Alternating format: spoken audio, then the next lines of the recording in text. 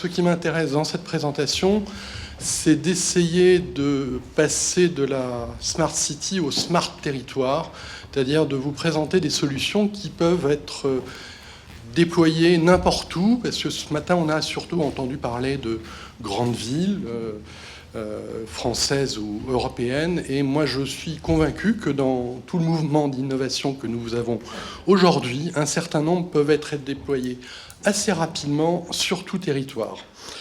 Alors, construire la Smart City avec les startups, je pense qu'il y a un petit préalable, c'est de dire qu'est-ce qu'une startup. La base, c'est une jeune entreprise, c'est Start, éventuellement avec de jeunes gens. On pense à Zuckerberg qui a créé sa startup à Harvard. C'est une entreprise, a priori, qui travaille dans l'innovation et le numérique. Pour le moment, c'est assez consensuel. Troisième point, mais c'est important, c'est une entreprise financée par des capitaux risqueurs, c'est-à-dire que derrière la start-up, vous avez la notion de risque, et derrière la notion de risque, vous avez la notion de retour sur investissement. Donc, ce ne sont pas forcément des gens qui vont se tourner spontanément vers les collectivités qui sont réputées compliquées, lents, etc.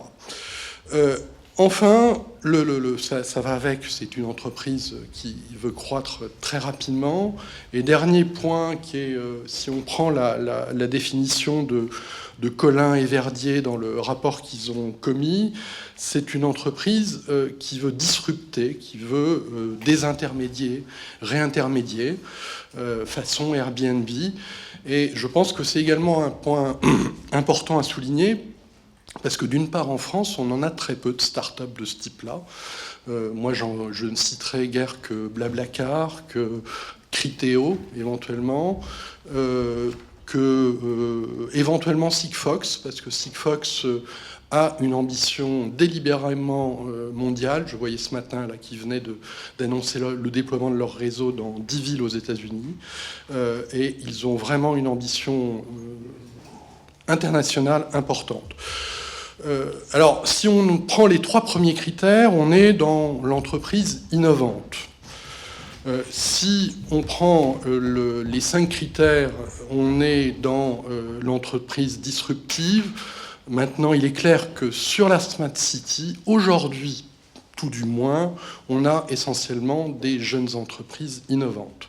Et ça sera le cœur de ma présentation. Maintenant, si on prend le champ de la Smart City, alors ça, c'est la vision typiquement industrielle de la Smart City, avec l'énergie, les déchets, la mobilité, tutti quanti. Ce sont autant de domaines sur lesquels on a des centaines de start-up qui voient le jour. Et en France, en voici quelques-unes, on en a beaucoup qui opèrent sur des sujets qui ont plus ou moins trait à la Smart City. Alors, je pourrais vous faire un catalogue de toutes les startups. D'abord, il m'en manquerait beaucoup. Et surtout, ça ne serait pas forcément très intéressant. Moi, je vais m'intéresser à 2 sujets, qui est d'abord savoir comment les collectivités, dans ce vaste mouvement, peuvent accompagner ou s'approprier l'innovation. Et ensuite, montrer, quelque chose qu'on a vu largement ce matin, mais qu'on est en train de passer d'une innovation, je dirais, produit et incrémentale, à une innovation qui est autour du service, autour de la donnée, autour de l'algorithme et autour de la mobilisation de la multitude, et que ça pose sacrément question aux collectivités, c'est que quelque part, il n'y a plus rien à acheter, il y a juste à coopérer, et ça pose un sacré problème. Alors, traditionnellement, je dirais, dans les leviers d'accompagnement des startups, moi je dirais il y en a 3. Il y a la commande publique, il y a la collectivité facilitatrice, et moi j'insisterai surtout sur le 3e volet, qui est la collectivité expérimentatrice. Alors, la commande publique, on pourrait y passer toute la journée, et c'est pas, moi je ne suis pas juriste, je ne suis pas spécialiste. Ce que je dirais, c'est que certes, il y a le partenariat d'innovation et toutes les difficultés qui ont été évoquées ce matin, mais que, bien heureusement, l'innovation ne s'arrête pas là, et que même aujourd'hui, dans le cadre de la commande publique actuelle, je pense qu'il y a moyen d'innover, et je vous renvoie aux conseils qui ont été élaborés par Bercy, qui a fait une note qui est tout à fait intéressante. Parfois, rien qu'en modifiant l'allotissement, en passant par une obligation de résultat et non pas une obligation de moyens, on peut avoir des réponses intéressantes aux appels d'offres. Donc je ne sous-estime pas le frein de la commande publique, mais je pense qu'on peut quand même faire avec, que de toute façon, on n'a pas trop le choix. La deuxième solution, c'est la collectivité facilitatrice. Alors ça, c'est la vision développement économique, accueil, simplification, animation d'écosystèmes. J'y classe également l'open data basique, c'est-à-dire la collectivité qui publie ses données sans opérer d'animation. C'est aussi la logique en partie de la French Tech, c'est-à-dire on a des startups, on en est fiers et on les valorise, et comme ça on espère qu'elles seront connues au niveau national, voire international. Moi, ce qui m'intéresse, c'est plutôt la collectivité expérimentatrice. C'est-à-dire, l'idée, c'est de travailler avec l'écosystème, les startups, les grands groupes, les utilisateurs, avec une logique d'open innovation pour concevoir des produits et des services adaptés aux besoins, et pour les tester, notamment in situ. Et je pense à tout ce qui est démarche de hackathon, de Fab Lab, de Living Lab. Alors ici, on a la ville de Rennes, et pour moi, la ville de Rennes est un des grands exemples de ce type de démarche, avec énormément de projets qui ont vu le jour avec assez peu de moyens, mais beaucoup d'innovation derrière. Mais depuis, le mouvement s'est étendu à Montpellier, à Bordeaux, même à Limoges. Vous avez ce type de démarche. Et moi, c'est ça, ce vers quoi je voudrais vous éclairer. Alors, ça va être orienté autour de 4 grandes recommandations pour innover avec les startups. Alors j'ai commencé un peu par une provocation, c'est que je pense que le préalable, c'est de se méfier du smart sur étagère, et par exemple celui qu'on peut voir au Salon des maires et collectivités locales, où vous n'aurez pas un seul stand qui ne vous parlera pas de produits ou de services smart, mais on peut quand même s'interroger sur l'innovation derrière. Je vais prendre quelques exemples. J'ai vérifié dans la liste des participants, il n'y a pas Parkeon, donc je peux me lâcher. Mais Parkeon a lancé un ordinateur intelligent, c'est-à-dire qui non seulement vous permet de payer votre parking, c'est quand même le minimum, mais au format dématérialisé, mais également va vous permettre d'accéder à des bons plans, à des informations touristiques, à une connexion 3G. Enfin, il vous propose toutes sortes de services. Bon, moi je ne veux pas dire, mais on a quand même le sentiment que c'est la réponse de Parkeon à un truc qui s'appelle le téléphone mobile. Et vous avez des startups comme Pay by Phone. Enfin, ça n'est plus du tout une startup, puisque eux, ils ont commencé ici les Moulineaux et ils marchent très bien. Ils sont désormais déployés dans plein de villes, mais on peut quand même s'interroger sur l'intérêt de ce type de dispositif par rapport à des solutions mobiles. J'y reviendrai. Autre exemple, celui des abribus, les abribus qui sont devenus intelligents à Paris, avec la possibilité de recharger son téléphone, de connaître l'horaire des transports en temps réel, de l'affichage communicant, etc. Bon, là encore, j'ai un doute.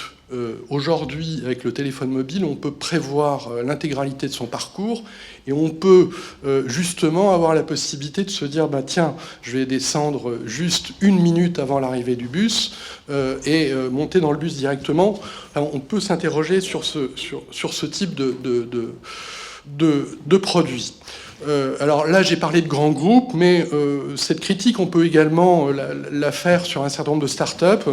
Ici, là, vous avez une startup francilienne qui s'appelle Green Creative, qui a conçu le produit R3D3, qui est une poubelle intelligente qui vous permet de compacter directement les canettes plastiques, les canettes en fer, et elle détecte automatiquement le type de matériaux.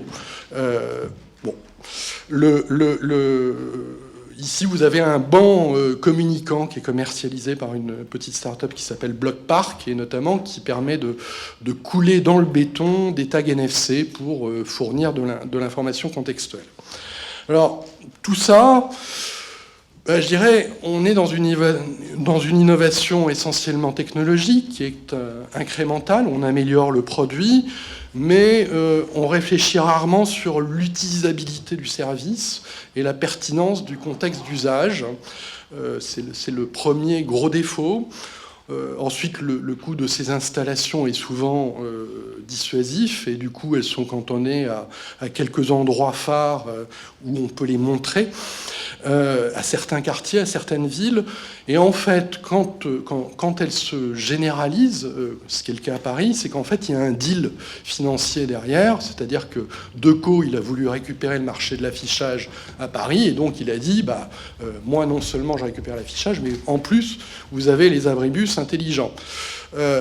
Et c'est... Pour le stationnement, ça peut être pareil, c'est-à-dire qu'il y a quand même une recette derrière, il y a celle du stationnement, et on peut penser qu'il y a un deal, on déploie du stationnement intelligent, on fait un prix intéressant, mais ensuite on peut récupérer la concession, le service. Le point faible ensuite de ces solutions est que souvent le soft, l'utilisabilité du service et le traitement des données. Et si j'avais une recommandation à faire sur tous ces produits-là, c'est en effet de veiller à ce que la collectivité ait accès aux données. Mais globalement, on est dans une innovation où l'image prime sur l'usage, et c'est vrai que l'avantage de tous ces dispositifs, c'est que ça s'inaugure, d'où la photo sur la gauche. Et que ça fait bien pour la réélection, mais je ne suis pas sûr qu'on fasse vraiment de la Smart City avec ça. Alors, moi, mon premier conseil, là on est toujours plutôt dans la logique de l'achat public, ça a été abordé ce matin, mais c'est de connecter et d'augmenter ce qui existe. Parce que là, je pense qu'au cours des dernières années, on a eu vraiment des évolutions technologiques disruptives. D'ailleurs, pour vous parler de Smart City, ma première photo, c'est une photo de forêt avec une borne incendie. C'est vous dire qu'aujourd'hui, on a des technologies qui peuvent fonctionner, y compris au milieu des bois. Et là, en l'occurrence, il s'agit d'un système commercialisé par Bayard, avec un partenariat Sigfox. Je rassure Orange, après, il y aura un exemple qui fonctionne avec le réseau LoRa. Mais toujours est-il que là, la borne incendie, vous avez un petit truc vert, là. Ça, c'est une antenne qui est mise sur la borne incendie et qui permet de vérifier si la borne est ouverte ou fermée. Donc de gérer ça à distance et de connaître éventuellement les branchements sauvages sur ce genre de dispositif. Et le gros intérêt pour une ville, c'est qu'il y a toujours des quartiers qui sont plus ou moins périphériques et qui sont plus ou moins urbanisés. Eh bien, c'est que ça marche partout. J'y reviendrai avec les technologies qui sont derrière. Deuxième exemple, on a parlé des poubelles intelligentes. Aujourd'hui, plutôt que d'acheter une poubelle intelligente, vous avez la possibilité d'acheter juste le petit objet jaune, là au milieu, qui est un capteur, qui comprend un GPS plus un indicateur de niveau de quantité des déchets. Il peut avoir également des capteurs de température. Et ça, vous le mettez sur n'importe quelle poubelle, et ça vous indique où est la poubelle et son niveau de remplissage. Et le petit schéma en dessous, ça permet quoi? Ça permet d'optimiser les tournées de ramassage. Ça a été évoqué ce matin par le représentant d'IBM, et il vous a donné un ordre de grandeur des économies qui pouvaient être réalisées. Pour moi, ça, c'est le genre de choses qui peut être déployé assez facilement. Alors, j'ai essayé de trouver une boîte française qui faisait ça, mais Enevo, qui est le nom de la start-up, et là c'est finlandaise, mais bon, il y a d'autres produits qui proposent ce genre de solutions, qui s'appellent Big Belly, ou encore Smart Bin aux États-Unis, mais il y a pas mal de prestataires qui aujourd'hui proposent ce genre de solutions. Dans la connexion de l'existant, il y a également énormément de choses autour du smart building. et notamment dans l'optimisation des consommations électriques. Alors ici, là, j'évoque Smart Impulse, qui a été primé par EDF, et qui est un petit boîtier qui utilise un algorithme a priori très innovant, qui permet, en étant branché sur un compteur principal, d'identifier les sources de consommation et la répartition entre l'éclairage, le chauffage, la photocopieuse, juste en analysant le signal électrique. Alors ça, c'est typiquement le genre d'innovation qui me paraissent intéressante parce que ça permet, si j'ai bien compris, mis en place en une demi-heure, et ça permet d'avoir des éléments statistiques très concrets et de mesurer très concrètement les résultats d'une politique d'amélioration de l'efficacité énergétique d'un bâtiment, par exemple le changement d'ampoule, le fait d'allumer, d'éteindre le soir, ou ce genre de choses. C'est très intéressant. Et là, je dirais, on a énormément de solutions qui existent sur le marché. On pourrait citer également Greenlease, qui est une solution qui, elle, se branche sur chaque équipement électrique. Mais ces solutions permettent des économies d'énergie de l'ordre de 20% sur un bâtiment. Donc, c'est des solutions, pour moi, tout à fait intéressantes. Dans ces objets urbains connectés, je citerai enfin l'exemple de l'éclairage. Alors là, ce que vous voyez, c'est un lampadaire avec un petit dispositif au-dessus. Ça marche. Alors, j'ai oublié, oui, avant, ça marche avec LoRa. Donc, ils sont sur les technologies de LoRa, ils ne sont pas sur Sigfox. Eux, ils sont sur un autre dispositif technologique qui s'appelle Zigbee. Et l'idée est de connecter l'intégralité de l'éclairage public pour faire de la télégestion et de la télémaintenance. Donc de modifier éventuellement l'intensité lumineuse en fonction de l'heure de la journée. Ça permet de détecter également les pannes. Et là, on a un système qui ne nécessite pas un investissement lourd, puisqu'il peut être mis sur n'importe quel type de lampadaire. Alors, l'exemple où il y a la grande photo, c'est un exemple britannique, une société qui s'appelle TTP Mayflower. J'ai pas trouvé d'image suffisamment illustrative pour des sociétés françaises, mais il en existe comme Lumnex ou Sysplug. Et l'éclairage public, pour moi, c'était vraiment un sujet tout à fait intéressant pour tous les types de collectivités, dans la mesure où de l'éclairage public, on en a partout, et que ça peut être la base d'un réseau local de données, c'est-à-dire que TTP, par exemple, dit notre dispositif, ensuite, il pourra être utilisé éventuellement pour du parking intelligent, pour gérer les déchets, pour communiquer avec les petites balises que je vous ai montrées après. Donc c'est un sujet tout à fait intéressant. Alors, moi, dans cet Internet des objets publics, j'y vois un avant-goût de disruption. Pourquoi ? Parce que, alors, d'un point de vue purement technologique, c'est pas forcément très nouveau. C'est-à-dire qu'avant, on avait un truc qui s'appelait le M2M, et ça existe depuis longtemps. La seule différence, c'est que, d'une part, l'électronique a énormément baissé, comme ça a été souligné ce matin, et que surtout, on a un dispositif qui consomme extrêmement peu d'énergie, parce que il ne fonctionne que quand il a besoin de transmettre une donnée.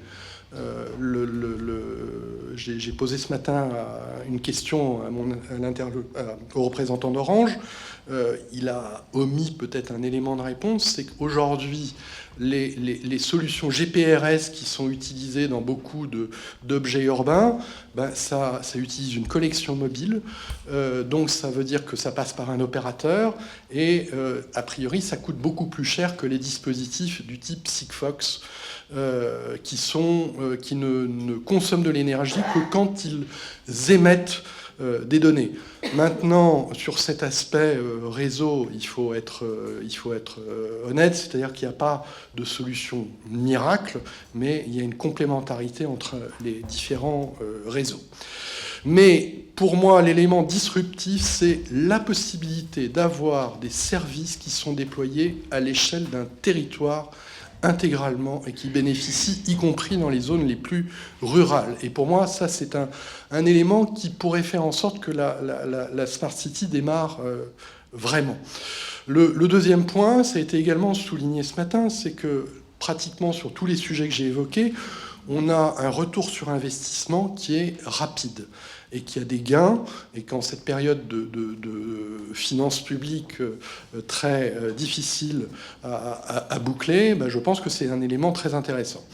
Maintenant, il y a des points de vigilance, c'est comme d'habitude, je dirais, l'accès aux données, notamment pour permettre des analyses croisées, que à un moment, enfin, il faudrait se garder de reproduire des silos et d'avoir un système par type de réseau, et qu'en effet, c'est là qu'intervienne la notion de plateforme d'évoquée par IBM. À un moment, il va peut-être falloir réunir tout ça en un même endroit. Mais je pense que cette plateforme ne doit pas empêcher d'avancer. Enfin, je pense qu'on n'est qu'au début d'une révolution qui arrive, et on pourrait avoir des disruptions considérables du type Airbnb sur ces sujets-là. Et j'ai un exemple concret, c'est la société qui s'appelle Rubicon Global, qui est une société américaine et qui a décidé de disrupter le monde des déchets. Elle a été rejointe récemment par un dirigeant d'Uber, et l'objectif, c'est quoi ? C'est de mettre en relation les entreprises qui veulent se débarrasser de leurs déchets et ceux qui les ramassent et ceux qui les valorisent. Et d'agir comme ça, de les mettre en concurrence pour faire diminuer les prix, et également d'avoir tout un dispositif qui passe par les capteurs que j'ai évoqués pour faire en sorte que l'entreprise paie de moins en moins pour le ramassage de ses déchets. Alors, c'est aux États-Unis, d'accord, c'est le monde du privé, c'est peut-être pas la France, mais il se peut qu'un jour, Bruxelles décide d'ouvrir le marché sur ce sujet-là, et je pense que c'est possible qu'on ait comme ça des disruptions dans les années à venir. Troisième voie que j'ai évoquée, expérimenter, co-construire. Ça, c'est un mouvement de fond qu'on observe au moins dans les grandes collectivités, et je pense que c'est tout à fait intéressant. Et autant les sujets et les startups que j'ai évoqués précédemment, on est plutôt dans des jeunes entreprises qui ont commencé à croître, qui ont déjà un marché et qui peuvent déjà contractualiser. Autant là, on est plutôt sur l'entreprise de moins de 2 ans, de moins de 3 ans, avec qui on voudrait collaborer. Alors, le concept de Living Lab, ou territoire plateforme, comme on veut, l'idée c'est d'associer un peu tous les intervenants, les grands groupes, les startups, les collectivités, les utilisateurs. C'est plutôt d'intervenir en amont de la conception des produits, donc au niveau du POC, si je puis dire. C'est aussi, puisqu'on est sur la Smart City, de permettre aux startups de réaliser des tests in situ, ou d'accéder à certaines communautés d'utilisateurs qui sont, par exemple, les seniors, les usagers des transports publics, etc.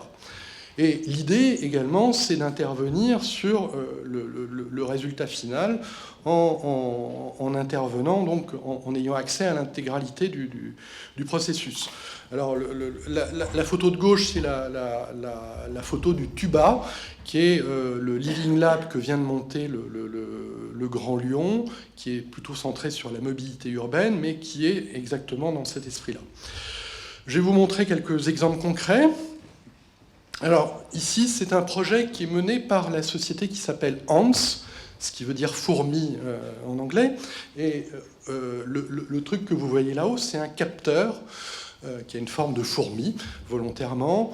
Et l'ambition de cette société, c'est un projet R&D qui est monté avec plusieurs collectivités d'Aquitaine, à savoir le conseil régional qui a notamment financé le capteur, mais vous avez aussi le conseil général de la Gironde et plusieurs syndicats d'ordures ménagères.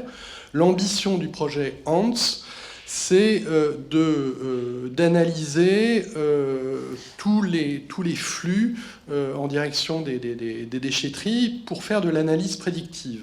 Et de l'analyse prédictive qui fait du croisement de données, c'est-à-dire que non seulement ils vont regarder l'affluence aux déchetteries, puisque le capteur là contient une caméra qui est en mesure de dénombrer le nombre de véhicules, mais il va également, par exemple, prendre en compte la météo qui va permettre de déduire que, comme il fait beau et qu'il a plu, l'herbe va pousser et que donc les déchets verts vont affluer. Donc l'idée, c'est d'avoir un modèle prédictif. Et ça, c'est tout à fait intéressant parce que aux collectivités, ça ne coûte rien si ce n'est l'engagement à donner accès à leurs données. Deuxième exemple, c'est celui d'Aldébaran à ici les Moulineaux. Aldébaran a un robot qui s'appelle Nao et qui a été équipé ici d'un logiciel qui s'appelle Zora, qui est produit par une société belge et qui est un logiciel qui est dédié à l'accompagnement, à l'aide aux aidants aux personnes âgées. Donc il s'agit non pas de se substituer aux aidants, c'est quand même la grande terreur en France de se faire piquer le boulot par les robots, mais l'idée c'est d'offrir du service en plus. Donc on a un robot qui a été programmé pour faire de la gymnastique aux gens, qui a été programmé également pour organiser des parties de bingo, mais l'objectif derrière tout ça, c'est de mesurer l'interaction homme-machine et d'avoir une expérimentation en réel. Et ça, je pense que les collectivités ont vraiment un rôle à jouer là-dessus en permettant de multiplier les expérimentations et en jouant tout simplement un rôle de facilitateur. C'est-à-dire que quand vous parlez à une start-up, notamment des jeunes qui sortent de grandes écoles, les collectivités, c'est tout un monde. Alors surtout s'ils n'ont pas fait Sciences Po mais une école d'ingénieurs, les collectivités ne connaissent pas. Ils ne savent pas par quel bout prendre le sujet. Et il y a un rôle d'aiguillage et de mise en relation et d'organisation de tests qui est tout à fait intéressant. Autre exemple, c'est sur les drones. Les drones ont un potentiel d'usage extrêmement important dans le domaine professionnel. Alors c'est d'ores et déjà utilisé par la SNCF et par RTE pour vérifier l'état de leurs installations et de leurs réseaux. Et aujourd'hui, les drones sont limités par la réglementation, c'est-à-dire qu'ils ne peuvent pas survoler les zones urbaines. Et donc l'objet de cette expérimentation qui est menée au niveau de la CABA et du Centre régional auvergnat d'information géographique, ainsi qu'avec ERDF et GRDF, vise à tester donc la cartographie de tout ce qui est réseau, donc gaz et électricité, sachant que, vous le savez sans doute, les collectivités ont l'obligation aujourd'hui de tenir à jour une cartographie très précise de leur réseau. Or, un drone vous permet d'avoir des données avec une précision de 10 cm. Donc c'est tout l'intérêt de l'expérimentation. Dernier exemple de la ville laboratoire. J'ai cité Lyon, j'ai cité des grandes agglomérations, mais on a aussi des choses qui se passent dans le monde rural. Et ce dernier exemple, c'est celui de Mérargues, qui est une commune de 3500 habitants dans les Alpes-Maritimes, qui a passé un partenariat avec une association qui s'appelle SLA pour tester le LiFi. Le LiFi, c'est cette technologie qui vise à utiliser les LED pour transmettre de la data. Et SLA était particulièrement intéressé de tester cette technologie dans une petite commune où il y a un très fort taux d'ensoleillement, puisque c'est évidemment la question qui vient à tout le monde quand on parle de LiFi, mais est-ce que ça marche à la lumière? Et la réponse est oui. Et donc il s'agissait de tester le capteur du téléphone et son bon fonctionnement avec le téléphone mobile. Et ça s'est fait dans le cadre d'une convention avec le CEREMA. C'est tout à fait le genre de choses qui, à mon avis, est accessible à toute commune et qui permet aux startups d'avancer. Dernier point qui sera abordé ultérieurement, mais c'est qu'il y a aussi moyen de promouvoir l'économie du partage. Je pense que c'est un point absolument essentiel dans les startups, c'est-à-dire qu'aujourd'hui, la plupart des startups qui voient le jour, c'est des startups qui sont fondées uniquement sur l'analyse de données, et il y a beaucoup à faire pour aider ces startups, et je ne suis pas complètement certain qu'aujourd'hui, les collectivités en aient vraiment bien perçu l'enjeu. Sachant que l'économie du partage, vous le savez, le principe, c'est optimiser la ressource et l'existant, c'est-à-dire non pas acheter, non pas construire, mais plutôt essayer d'utiliser l'existant. Aujourd'hui, ce qui s'est passé essentiellement, c'est que les collectivités ont créé leur propre système. Donc ça a commencé avec Vélib et le vélo partage. Et aujourd'hui, pratiquement dans toutes les grandes villes de France, vous avez des systèmes de vélo partage, mais ou d'autopartage, qui sont complètement pilotés par la collectivité. Alors certaines se l'appliquent elles-mêmes. Je trouve que c'est déjà un pas intéressant. C'est le cas de la start-up du service Colibri, qui a débuté, je crois, à Rennes. Et ça, pour promouvoir l'économie du partage, c'est peut-être bien de commencer par soi-même. Mais on a peu de collectivités qui collaborent véritablement avec des startups autour de ces sujets-là, même si l'interlocuteur de WeShare développera ce sujet-là plus tard. Alors, il y a des exceptions.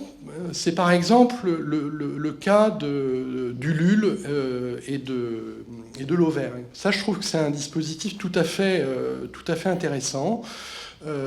C'est-à-dire cette association, donc Auvergne au bout du monde, a couplé un appel à projet innovant local avec un partenariat avec Ulule. C'est-à-dire qu'elle a lancé un appel à projet local pour sélectionner des projets innovants qui ne seraient pas susceptibles d'être financés par un financement bancaire. Elle en a sélectionné. Elle a trouvé des partenaires financiers pour leur allouer une subvention, et elle a donné la possibilité à ces projets de bénéficier de la visibilité sur Ulule, et donc d'être mis, je dirais, d'avoir une page spécifique. Et ça, c'est intéressant, c'est-à-dire qu'on joue sur l'effet de levier. La collectivité sélectionne, prend des projets qui sont plutôt d'intérêt collectif, mais ensuite va donner de la visibilité, et plutôt que de chercher à créer sa propre plateforme de crowdfunding, elle a un partenariat avec une plateforme qui a, si ce n'est une visibilité au moins française, mais européenne. Et je pense que c'est pas forcément une bonne idée pour une collectivité d'aujourd'hui de chercher à créer sa plateforme de crowdfunding. Du reste, en tant que contribuable, je trouve ça un peu bizarre d'avoir d'un côté des impôts à payer, puis ensuite une collectivité qui viendrait éventuellement nous dire « mais vous pouvez aussi participer à ce projet-là ». Sur vos données personnelles, j'aurais du mal à comprendre. Mais ça, on a un partenariat intelligent entre favoriser l'innovation locale, et ça peut être des start-up, mais ça peut être aussi des micro-projets. Je ne vois pas pourquoi les micro-projets ne feraient pas partie de la Smart City, et de miser sur cette fameuse économie de la multitude vantée par messieurs Collin et Verdier. Enfin, sur ce sujet-là, il y aurait beaucoup à dire, mais comme ça va être développé après, je vais pas m'étendre. Mais aujourd'hui, on a des tas de start-up qui sont positionnés sur des créneaux qui sont incontestablement des créneaux de la sphère publique, enfin, au moins de l'intérêt général. Je citerai par exemple Citizen Mobility. Citizen Mobility, le projet de cette start-up, c'est de faciliter le covoiturage de personnes âgées. Ça, a priori, vous avez un service à Paris qui est spécialisé, c'est PAM, qui autorise ce service, mais des petites collectivités, en ayant un partenariat... alors, la forme juridique, ça, je vous l'accorde, je ne l'ai pas.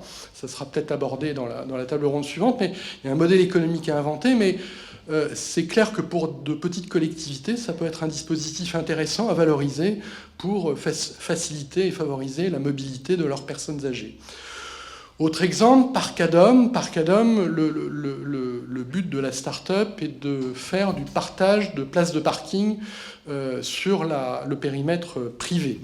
Et là encore, dans quelle mesure les collectivités ne peuvent pas aider ce type d'initiative?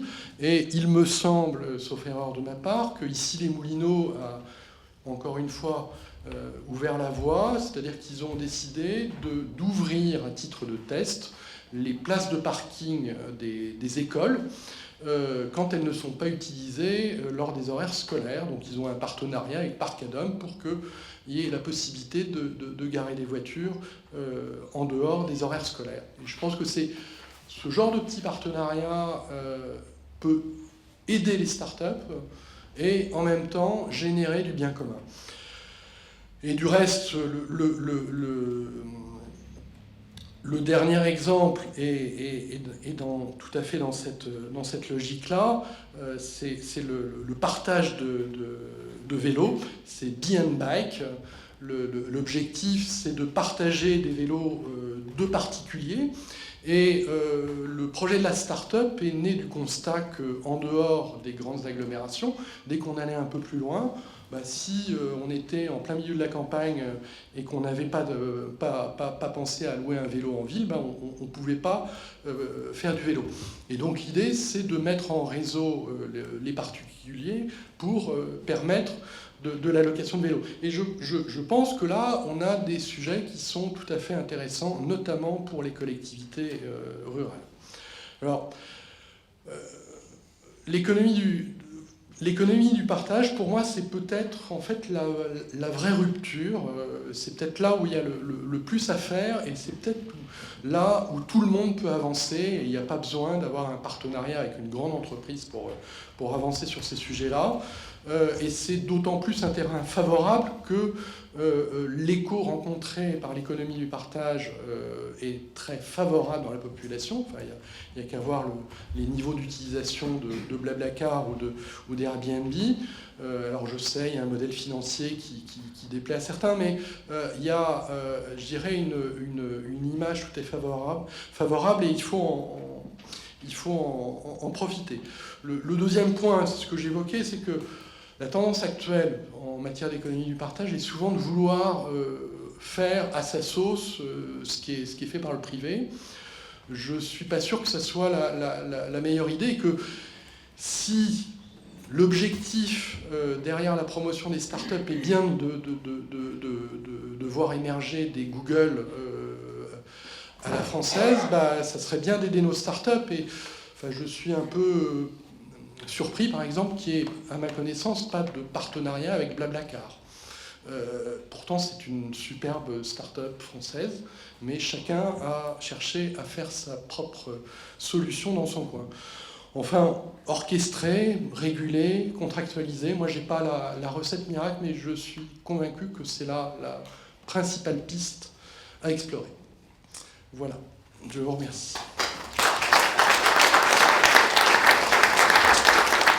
J'ai cru comprendre ce matin que pour l'énergie électrique, il était possible de savoir son origine.